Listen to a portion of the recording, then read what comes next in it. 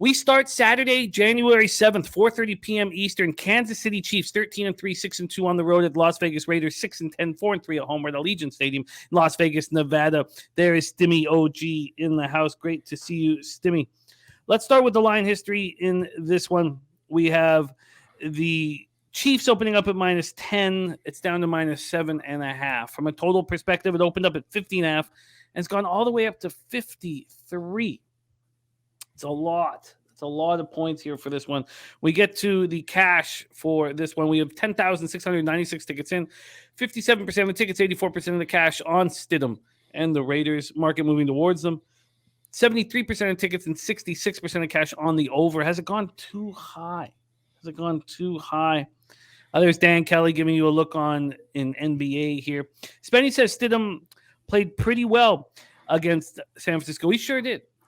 But let's start with the Chiefs breakdown. Chiefs will clinch the number 1 seed in the AFC with a win and a Bills loss, or 2 Bills losses and a Bengals loss. Kansas City comes in off their 4th straight win, a tight 27-24 home victory over the Broncos. Another example of the Chiefs playing down to the level of their opponent. 15th straight time they've beaten the Broncos. The offense at times struggled to move the ball. They were just 2 of 9 on 3rd down.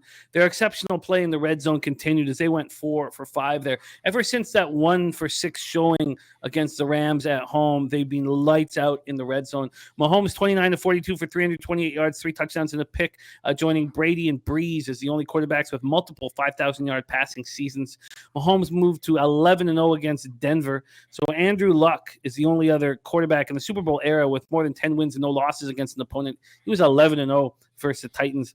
Kadarius Toney caught 4 for 71, did lose a fumble. Jerick McKinnon continues to be very dangerous out of the backfield. Caught 5 passes for 52 yards and 2 TDs. He has touchdowns in 5 straight games. That's the longest streak for an NFL running back receiving touchdowns since Bill Dudley, the Lions, in 1947. Kelsey caught 7 passes for 43 yards. Chiefs struggled on the ground. 16 carries for 46 yards. Pacheco hasn't looked very good of late. 9 carries for 31 yards and a touchdown. The defense had 4 sacks, 8 quarterback hits. L'Jarius Sneed had a pick.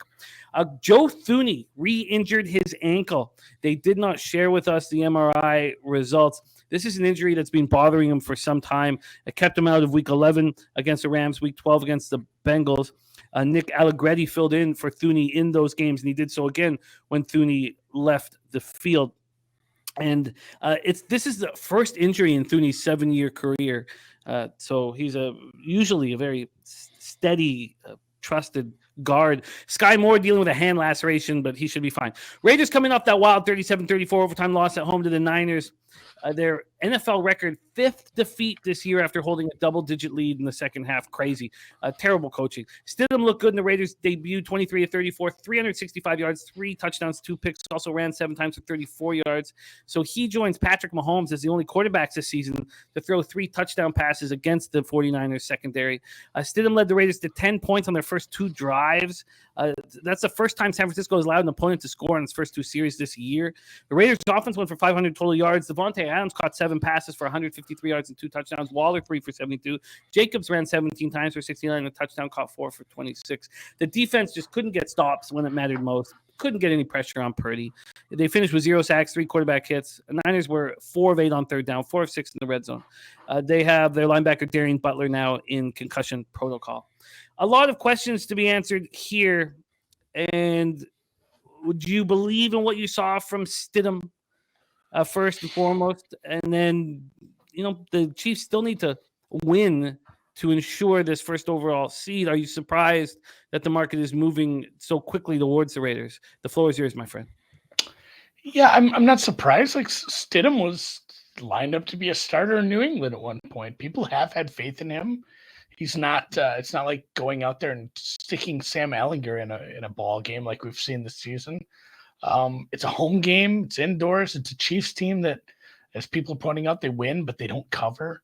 They don't need to cover. Nothing about the 1 seed is going to be decided on ATS record. They just need to get a road win here.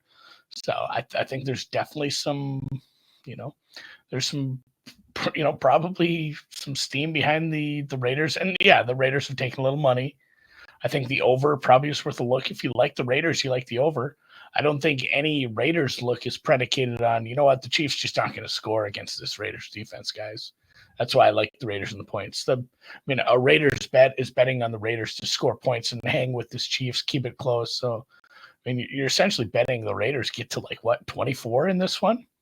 So I do think if you like the Raiders, you like the over. That may be a correlated parlay for places that take bets like that, because a parlay of the Raiders and over 50 or plus 7.5 and 52 is more correlated than getting the 2.6 like you're going to get on a parlay like that. So something to look for there. I definitely lean that way.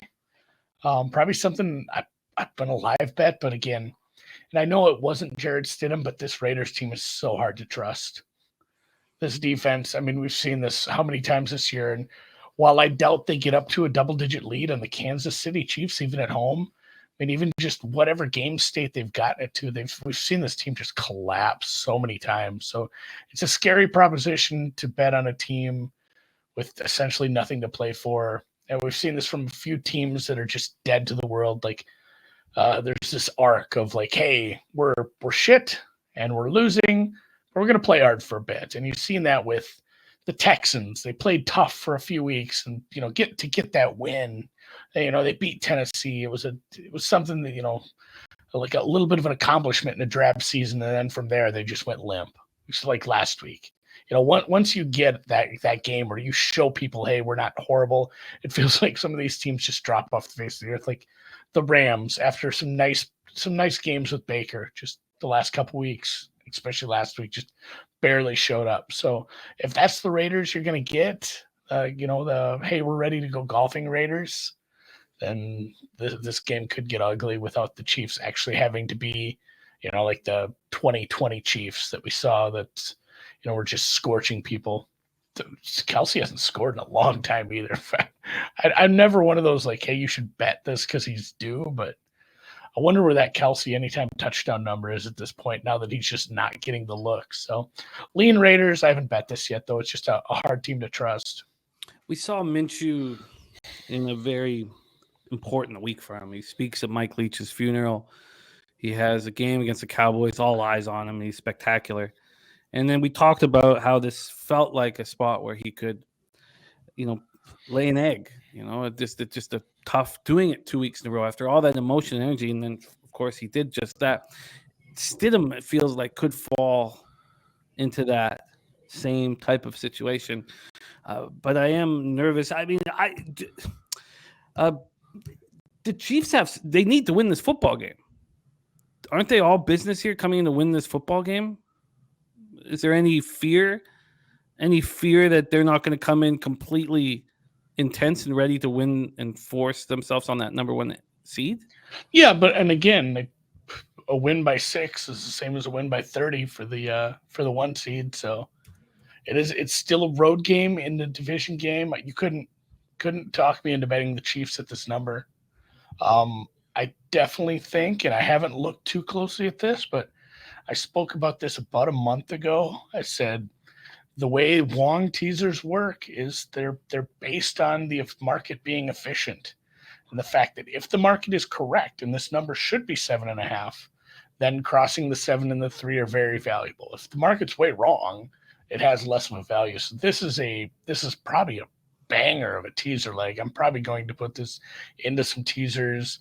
I don't want to go down the card and give away too many spoilers because there's actually not a lot of great legs outside of this.